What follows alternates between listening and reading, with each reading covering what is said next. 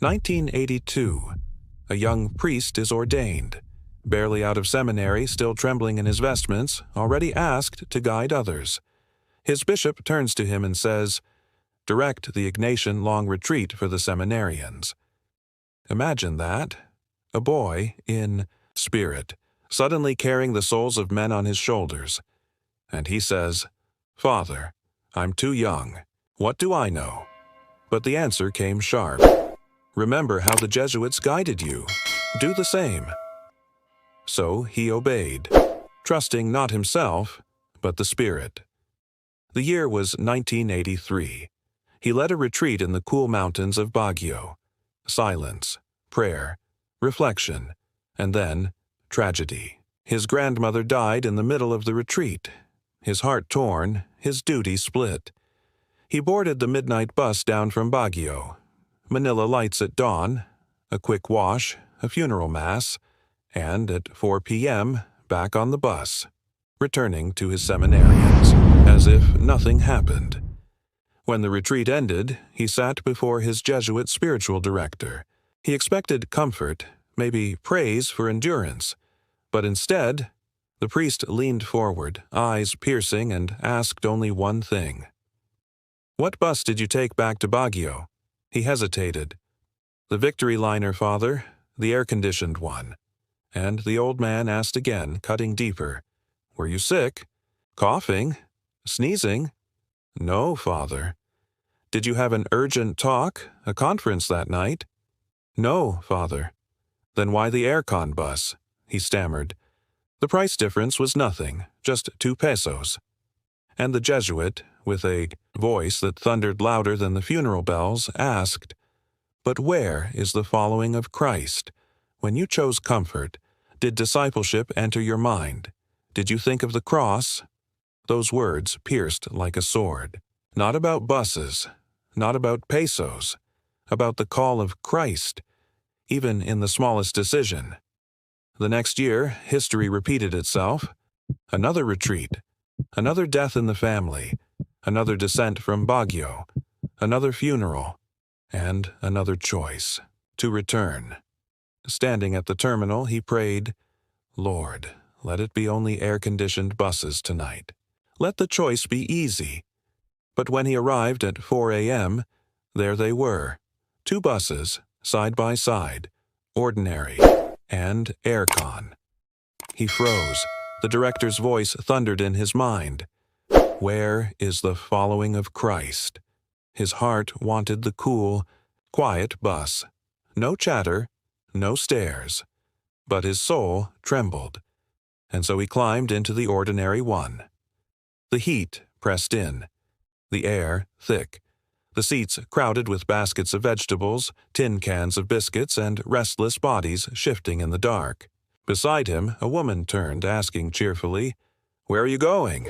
His head throbbed. His patience cracked.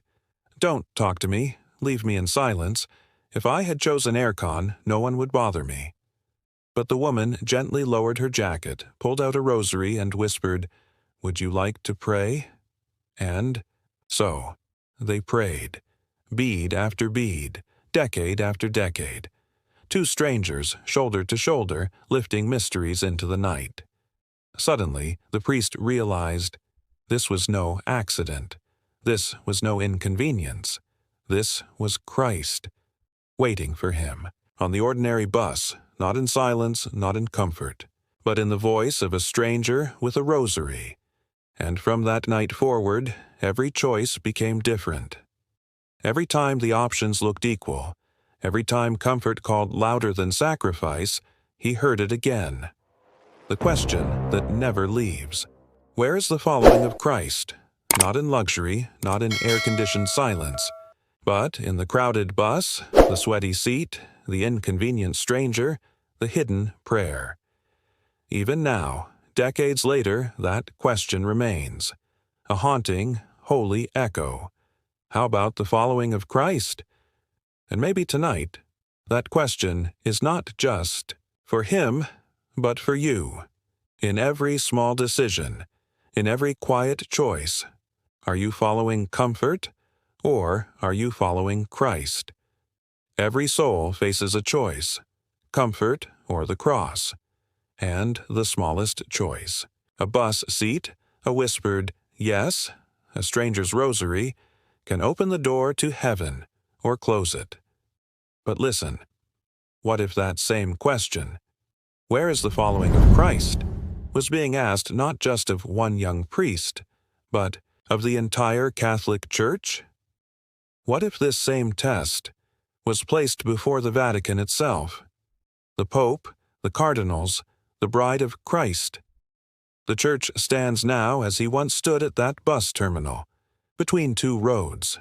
One lined with comfort, applause, worldly approval. The other, heavy with sacrifice, crowded with the poor, the mocked, the persecuted. And again the voice thunders, "Where is the following of Christ?" Inside the Vatican walls, shadows whisper, factions clash. Some choose silence, others choose compromise, still others demand a purification, a stripping down to the wood of the cross. And in the middle of this storm stands Pope Leo XIV, with Cardinal Tagle at his side, with every cardinal, every bishop, every priest being tested. Do you feel it? The Church is trembling. History repeats itself. Just as a young priest once wrestled with a 2-peso choice, the Pope now wrestles with the destiny of the bride of Christ. Will the papacy choose the air-conditioned comfort of compromise, or the dusty, ordinary bus of Calvary?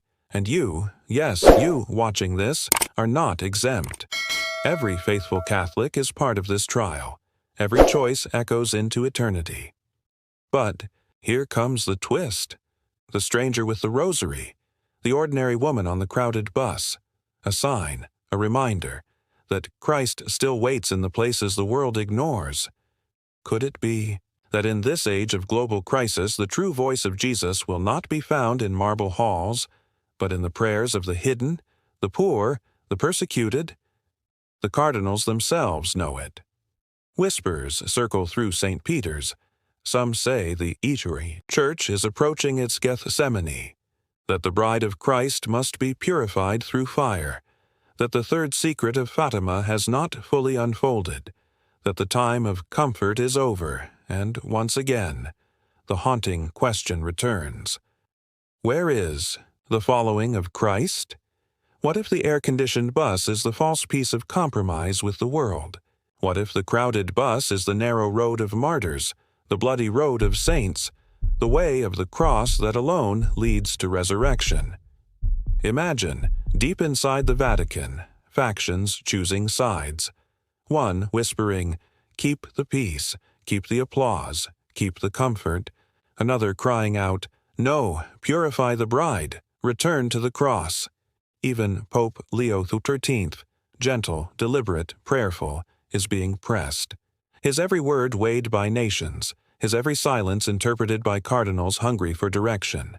He knows the weight, he knows the storm, and he knows that soon decisions must be made that will shake the Catholic Church to its foundations. But here lies the divine surprise. As in that bus, grace will appear in the most unexpected place. A humble soul, a whispered prayer, a sign the world ignores, but heaven magnifies. So again the voice asks, not just to one priest, not just to one pope, but to the entire Catholic Church, where is the following of Christ? And you can almost hear the answer forming in eternity. If the bride is purified, if the Church embraces the cross, then the gates of hell shall not prevail. But if comfort is chosen, if silence is chosen, the storm will come, and it will not be gentle. The time is now. The test is real. The question is eternal, and soon, very soon, the whole world will see the answer.